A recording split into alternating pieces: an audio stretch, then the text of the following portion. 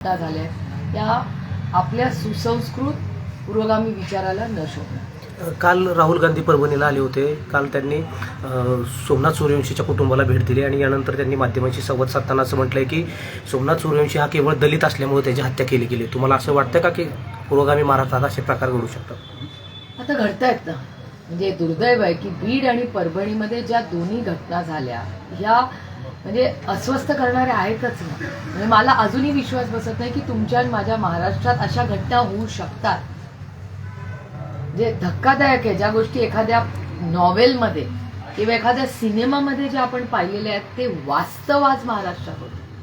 म्हणजे बीड असेल किंवा परभणी दोन्ही मधल्या जर डिटेल, आणि मी तर काही फील्डवर नव्हतो, आम्हाला बातम्या कुठून कळतात? स्थानिक लिडरशिप कडून किंवा प्रेसमधून। मी महाराष्ट्राच्या सगळ्या मीडियाचे मनपूर्वक आभार मानते की तुम्ही रोज सातत्याने जी ग्राउंड रियालिटी आहे ती फक्त राज्याला नाही देशाला दाखवतात। कारण ही जी घटना झाली अशी ही कुठल्याही राज्याला नाही, आपल्या देशाच्या संस्कृतीला न शोभणारी आणि धक्कादायक आणि अस्वस्थ, म्हणजे काहीतरी कुठेतरी चुकतंय। आणि जर त्याच्यात ह्या दोघांना न्याय मिळाला नाही तर पुढचा महाराष्ट्र कसा असेल? म्हणजे माझ्या मनात भीती वाटते आणि मला महाराष्ट्रात फिरताना कधीही भीती वाटलेली नाही। पहिल्यांदा जेव्हा मी तुमच्याच चॅनलवर महिलांना बघता रडताना बघते, अस्वस्थ, आणि महिला म्हणतात की आम्हाला भीती वाटते।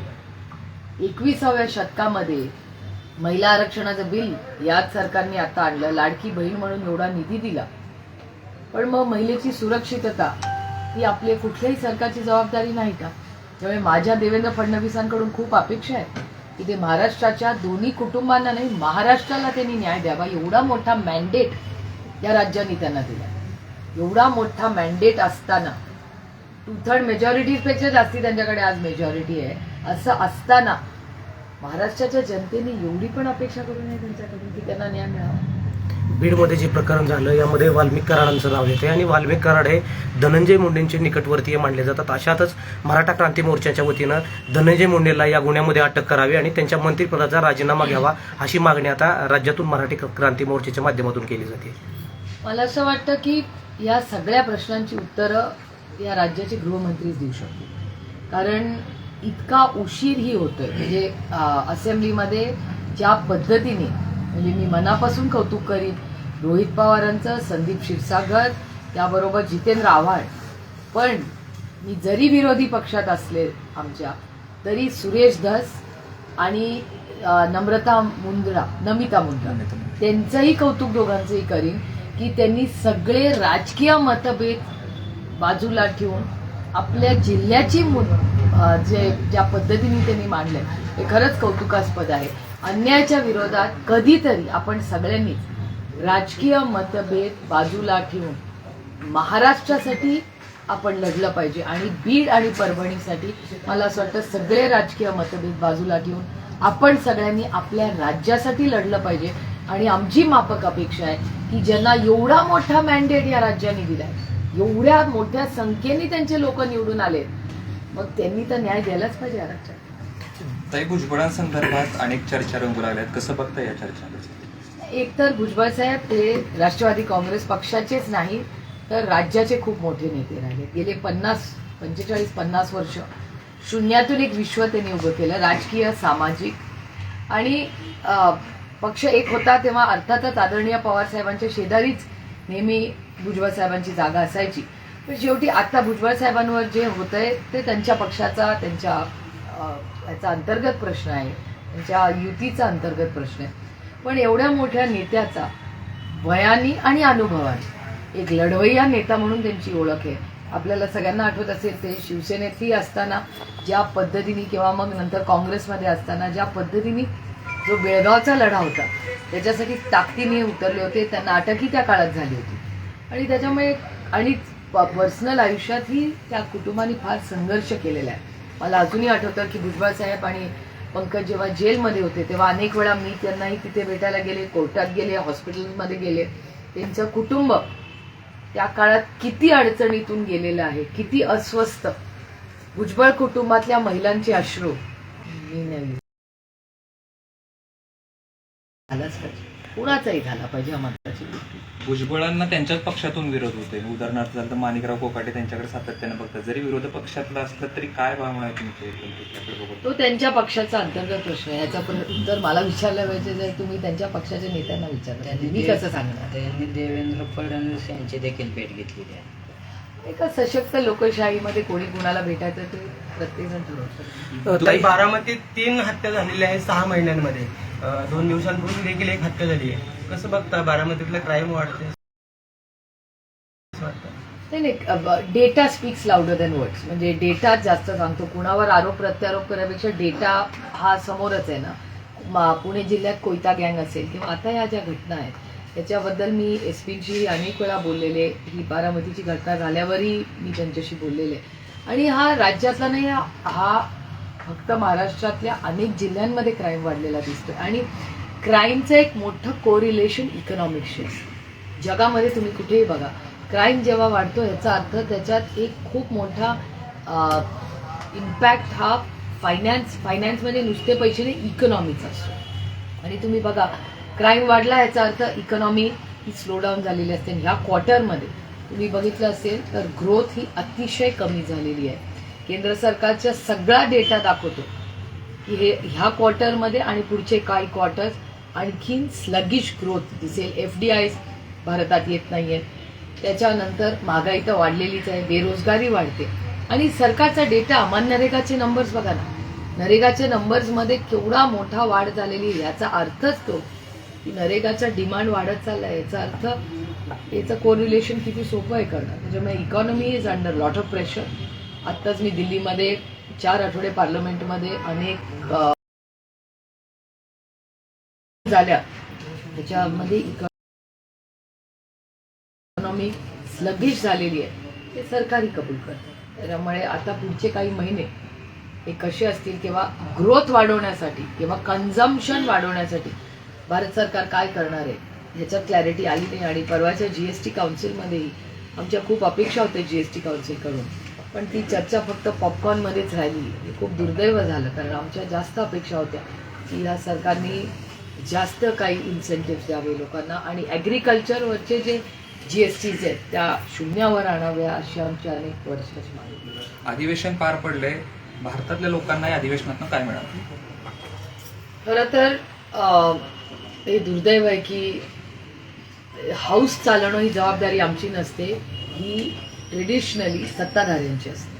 आणि आमची अपेक्षा होती की पार्लमेंटरी अफेअर्स मिनिस्टर, एकतर माझे आणि किरण रिजिजूंचे वैयक्तिक संबंध अतिशय चांगले आहेत, अनेक वर्ष आम्ही एकत्र काम केलं. पण आम्हाला दुःख एका गोष्टीचं झालं की अर्ध्या वेळी आम्ही फक्त विरोध केला नाही, पण सत्तेमधलेही खासदार उठून रोज घोषणा देत होते. हे मी पहिल्यांदाच खरं तर पाहिलं की सत्तेमधले लोक हे आंदोलन करतायत, प्लॅकार्ड्स दाखवतायत, पार्लमेंटच्या बाहेर त्या सगळ्या ज्या शिड्या आहेत तिथे उभे आहेत. आणि हे मी पहिल्यांदा पाहिलं की एवढ्या मोठ्या संख्येने सत्तेतले लोक पार्लमेंटच्या बाहेरही आणि आतही आंदोलन करतात. आणि आम्ही सगळेच, आमचे मतदारसंघ, इथली राज्यातली, प्रत्येक देशातले सगळे आपली मतदारसंघ राज्य सोडून दिल्लीत येत आहेत. आणि आम्ही तर सगळे चर्चेला तयारच होतो. अनेक वेळा आम्ही विनंती करत होतो की चर्चा घेऊया, करूया. 2-4 मुद्द्यांवर झाली चर्चा, पण आमची अपेक्षा होती की जास्त चर्चा व्हावी. पण दुर्दैवाने तेवढी चर्चा होऊ शकली नाही ह्या पार्लमेंटमध्ये. आणि मला विचाराल तर एक मोठी इकॉनॉमीवर ही चर्चा होणं अतिशय गरजेचं होतं. कारण का पुढचे काही महिने ह्या राज्यात आणि देशात कसे जाणार आहेत, महागाई कंट्रोल कशी करणार आहे, फिस्कल डेफिसिट कसं कंट्रोल होणार आहे, अनएम्प्लॉयमेंट ह्याच्यामुळे वाढणार आहे, FDIs वाढत नाही आहेत, एक्सपोर्ट्स कमी झालेत कारण का ग्लोबली स्लो डाऊन झाला आहे. तर त्याच्यामुळे आपल्या इकॉनॉमीमध्येही त्याचा इम्पॅक्ट झालेला आहे. तर ग्लोबल स्लो डाऊनमुळे त्याचा इम्पॅक्ट आपल्या इकॉनॉमीवर होऊन आपण काय करणार आहे त्याच्यासाठी, आपण काय चेक्स अँड बॅलन्सेस करतो त्याच्यावर काही चर्चा किंवा सरकारकडून आम्हाला उत्तर आलं नाही. मी स्वतः डिमांड्स फॉर ग्रांट्सवर बोलले आणि हे सगळे मुद्दे मी स्वतः फायनान्स मिनिस्टरच्या समोर मांडले होते. निवडणुका झाल्यानंतर आता इलेक्ट्रॉनिक पुरावे मिळणार नाही असं एक नोटिफिकेशन काढले, कसं बघताय नोटिफिकेशन? खरं तर राईट टू इन्फॉर्मेशन, पारदर्शक कारभार असावा असं माननीय मनमोहन सिंग साहेबांचं सरकार असताना एक मोठं धोरण, ट्रान्सपेरन्सी अँड अकाउंटेबिलिटी. आणि आजच्या तंत्रज्ञानाच्या जगामध्ये खरं तर ट्रान्सपेरन्सी, AI एवढं मोठं आर्टिफिशियल इंटेलिजन्स किंवा अल्गोरिदम्समुळे आपली आयुष्य इतकी बदलत आहे, तर जग हे तंत्रज्ञानाने आणखीन पारदर्शक करणं खरं सोपं आहे. मला आश्चर्य वाटलं की 2 दिवसापूर्वी ज्या पद्धतीने इलेक्शन कमिशनची जी नोटीस तुमच्याच सगळ्या वर्तमानपत्रात आणि चॅनल्समध्ये मी पाहिली, ती प्रचंड अस्वस्थ करणार होती. कारण उलट ट्रान्सपरन्सी आणखीन आली पाहिजे ना, आणि तंत्रज्ञानामुळे ती एका बटननी होते आणि आणखीन सोपी होते. तर ती बंद का होतेय? खरं तर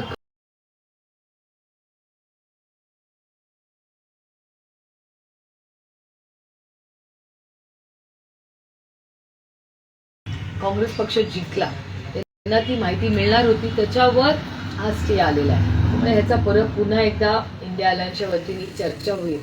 कारण मला असं वाटतं की राईट टू इन्फॉर्मेशन जे मनमोहन सिंग साहेबांनी आणलं आणि मोदीजी जेव्हा देशात प्रधानमंत्री झाले त्यांनी त्याचा पुन्हा विचार केला. त्याच्यामुळे ही कमी का होते माहिती हा एक गंभीर प्रश्न आहे आणि अस्वस्थ करणार आहे. बारामती विधानसभा मतदारसंघातून युगेंद्र पवारांचा पराभव झाल्यानंतर मतपडताळणीसाठी अर्ज केला होता, परंतु तो मागे घेण्यात आलाय. नेमकी कारण काय त्या मागे घेण्याची? मला असं वाटतं की आम्ही ठरवलंय की लेट्स मूव्ह ऑन.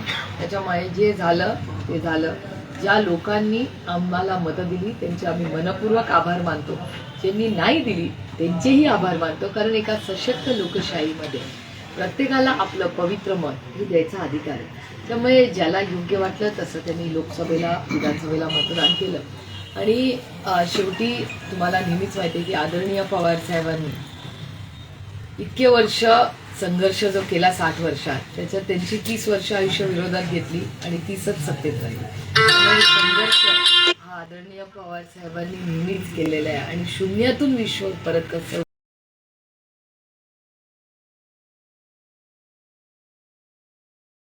पक्षाला जे अपयश आले त्याचा सगळा अभ्यासही आम्ही केलेला आहे. 8 आणि 9 तारखेला पक्षाची मुंबईला मीटिंग आहे. 8 आणि 9 जानेवारीला आदरणीय पवारसाहेब, माननीय जयंत पाटील आणि पक्षातले सगळे सहकारी पदाधिकारी यांचा 2 दिवसाचा जम्बो रिव्ह्यू आमची मीटिंग आहे त्या दिवशी मुंबईमध्ये. आणि मग पुढचे इलेक्शन, पक्षाचं धोरण, भारताची आणि महाराष्ट्राची इकॉनॉमी याच्यावर चर्चा त्या 2 दिवसाचा चर्चासत्र. केंद्रात आणि राज्यात काही सरकार आलेल्या माहितीचं तरी त्यांनी ईडीची आता सध्या कारवाई सुरू केलेली आहे. ते कोणाचा रोप कोणाचा आहे त्यांचा? म्हणजे मला काय आश्चर्य वाटत नाही त्याचं. कारण एजन्सीज गेले 10 वर्ष बऱ्याचशा ऍक्टिव्ह झालेल्या आहेत आणि याच्यात एजन्सीजची चूक नाही. कारण का एजन्सीज ना जे काम त्यांच्यावर लादलं जातं ते करावं लागतं. ठीक आहे, आता लढेल. बीडमधल्या घटनेनंतर उपमुख्यमंत्री अजित पवारांनी त्या ठिकाणी भेट दिली आणि त्यानंतर तिथल्या स्थानिक लोकांनी मात्र अजित पवारांच्या भेटीवरती नाराजी व्यक्त केली. अजित पवार त्या ठिकाणी आले, ही सांत्वनपर भेट फक्त दिखाव्यापुरती होती. आमच्या कुठल्याही मागण्या अजित पवारांनी ऐकल्या नाहीत. अजित पवार तसेच निघून गेले, असा आरोप आता तिथल्या स्थानिक नागरिकांकडून केला जातोय. बरेच लोक, मला वाटतं काल शिंदे गटाचेही काही लोक तिथे गेले होते. त्याच्यामुळे सत्तेमधले बरेच लोक त्या ठिकाणी जात आहेत.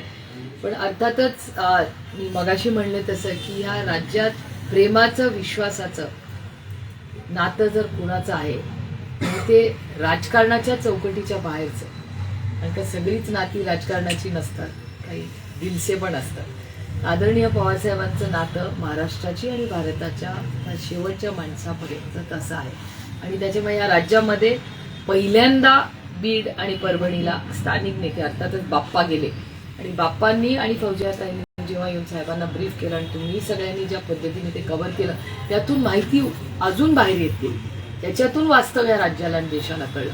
म्हणून पवारसाहेब दिल्लीवरनं सरळ परभणी आणि बीडला गेले आणि त्यानंतर बरेच नेते जात आहेत तिथे. माझी अपेक्षा आहे की या दोन्ही ठिकाणीमध्ये अतिशय संवेदनशीलपणे महाराष्ट्राच्या एवढ्या जनतेने एवढं मोठं या सरकारला मॅन्डेट दिलंय, त्यांनी महाराष्ट्राला न्याय दिला.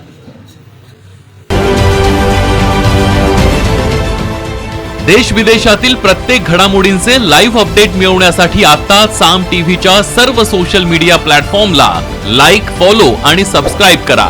तसंच सर्व नोटिफिकेशनसाठी बेल आयकॉन प्रेस करायला विसरू नका.